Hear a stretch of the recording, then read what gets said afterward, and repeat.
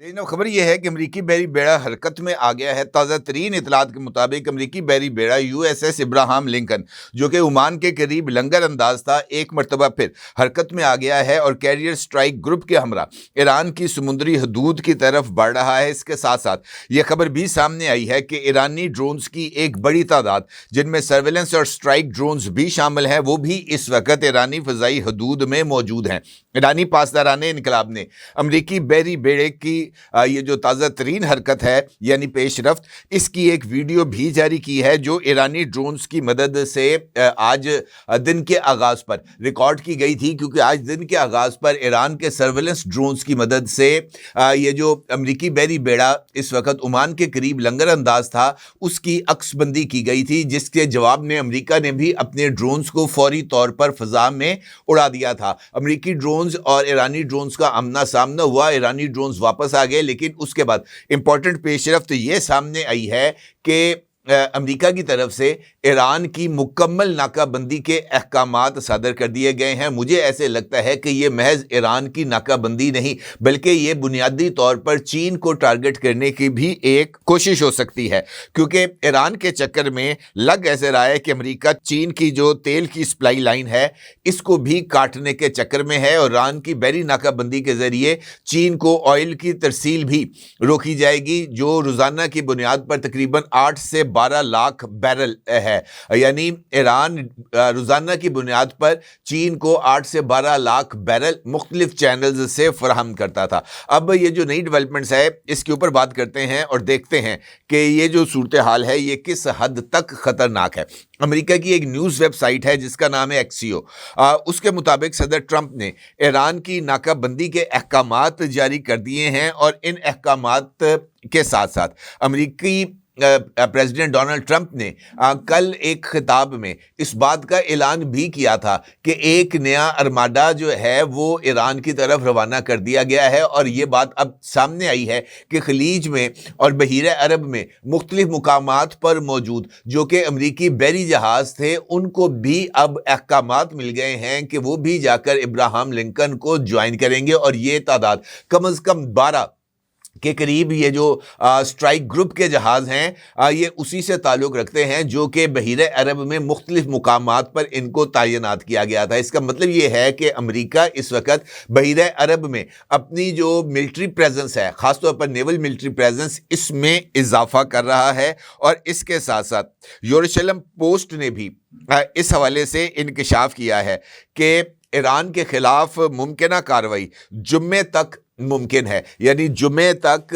America Iran के ख़िलाफ़ कार्रवाई जो है वो शुरू कर सकता है। ये मुमकिन तौर पर जुम्मे से या हफ्ते वाले दिन इसका आगाज़ होने के इम्कानात भी पाए जाते हैं। इसके साथ साथ ये खबर भी सामने आ रही है कि ट्रंप ने ईरान से कारोबार करने वाले ममालिक पर 25% इजाफी टैरिफ लगाने की जो धमकी दी थी, उसके ऊपर भी अमेरिकन एडमिनिस्ट्रेशन अब एक डेडलाइन को मुकर्रर करना चाहती है और इम्कान ये सामने आ रहा है कि 1 फरवरी से ये डेडलाइन भी जो है उसका तयन करके ये 25% इजाफी टैरिफ भी इम्पोज कर दिया जाएगा। ईरान ने इसके जवाब में शदीद नताइज की वार्निंग दी है और ईरान ने अपना जो बहरी जो फ़ौज है उसको तैयार रहने के अहकामात भी दिए हैं। 2 आबदोज़ें इस वक्त ऑलरेडी आबनाए हुर्मुज़ में उतार दी गई हैं, जिसमें फ़तह नामी आबदोज़ एक जदीद और ख़तरनाक हथियारों से लेस है, जिसके अंदर वर्टिकल लॉन्च सिस्टम के ज़रिए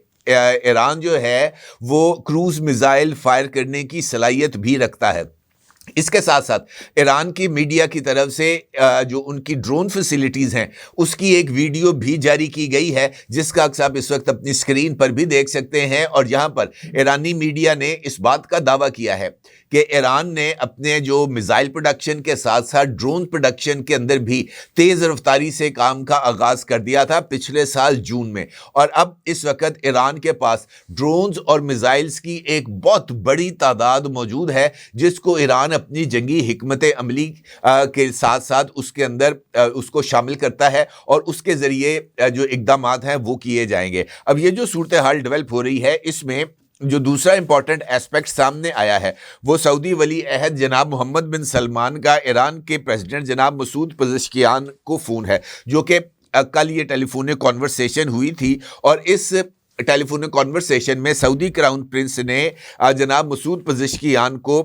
واضح کیا تھا کہ سعودی عربیہ اپنی فضائی حدود یا اپنی سرزمین کو ایران کے خلاف کسی بھی فوجی کارروائی کے لیے استعمال کرنے کی اجازت نہیں دے گا، اور سعودی کراؤن پرنس نے واضح طور پر ایرانی صدر کو بتایا کہ سعودی عرب ایران کی خود مختاری کا احترام کرتا ہے اور ایسے تمام اقدامات کی حمایت کرتا ہے جو مکالمے کے ذریعے تنازعات کے حل کا سبب بنے اور سعودی عربیہ خطے میں سلامتی اور استحکام کو فروغ دینا چاہتا ہے۔ اس کے ساتھ ساتھ اسرائیلی پرائم منسٹر نتن یاہو کا بھی ایک خطاب سامنے آیا ہے، جس میں اسرائیلی پرائم منسٹر نتن یاہو نے واضح طور پر ایران کو مخاطب کرتے ہوئے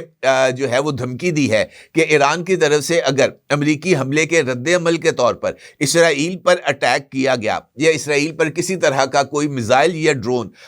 اس کے ذریعے حملہ آور ہونے کی کوشش کی گئی تو اسرائیل کا جواب جون سے زیادہ شدید اور ایران کے لیے خطرناک نتائج کا حامل ہوگا۔ اس کے ساتھ ساتھ انہوں نے اس بات کا انکشاف بھی کیا ہے کہ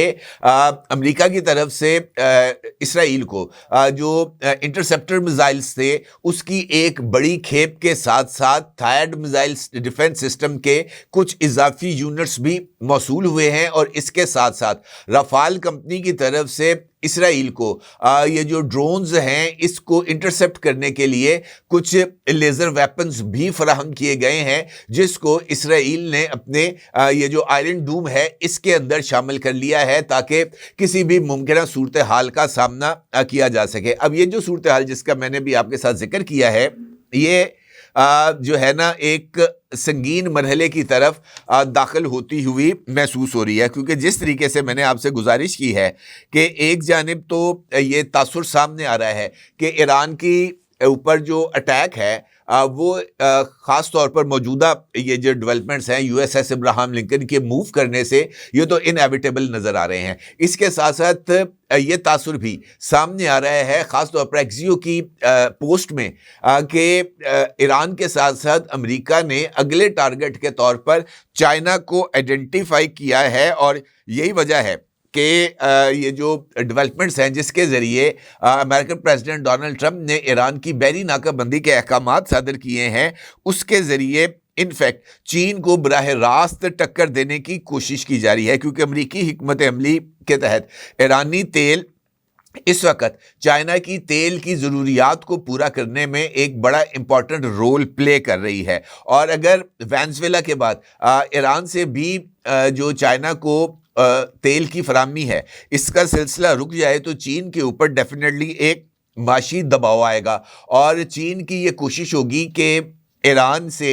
یہ جو آئل سپلائی ہے یہ جاری رہے، اور ایسی صورتحال میں اگر آئل سپلائی بند ہوتی ہے تو ڈیفینیٹلی پریشر ایرانی حکومت پر بھی آئے گا، اور ایرانی حکومت اس ساری صورتحال میں کسی طریقے کا کوئی رد عمل دے سکتی ہے، اور اس رد عمل کی بنیاد پر